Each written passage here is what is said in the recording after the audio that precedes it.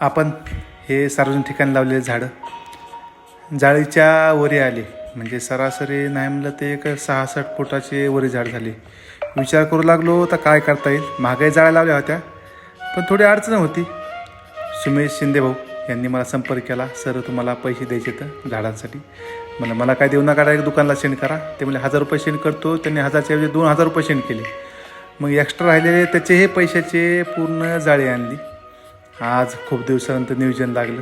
Politician जसा वेळ भेटते तर आपण तसं काम करतो. जाळ्यामध्ये घेतल्या, कट करून घेतल्या. घरीच मशीन आणलेली आहे कट करायची, कारण की काही ना काही काम लागतच, त्यासाठी लागत आहे. मस्तपैकी आकारानं जसं आपल्याला पाहिजे तशा आकारानं जाळ्या कट करून घेतल्या. थोडंसं आज वातावरण ढगाळ पण होतं आणि पुन्हा ऊन पण थोडं पडायला लागलं. निघालोत मायडी, बाळा, पिऊ, मी त्या जाळ्या बसवायला.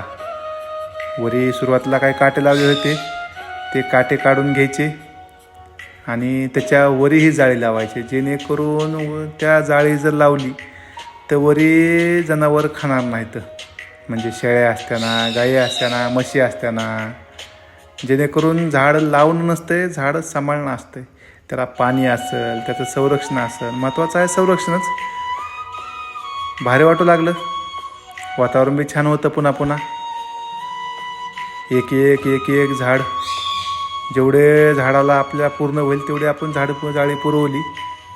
मायडीनंही मदत केली, बाळानंही मदत केली, पिऊनंही मदत केली. भारी वाटलं.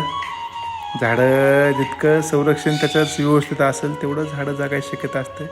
आता हे नगरपालिकेच्या रोडच्या साईडनं झाडं आहेत. ही झाडं लाख झाडं लावण्यापेक्षाही 10 झाडं लावावं, पण ते 100% सगळ्याला सगळे आले पाहिजेत. उन्हाळ्याच्या तोंडाला झाडं लावले होते पण आले.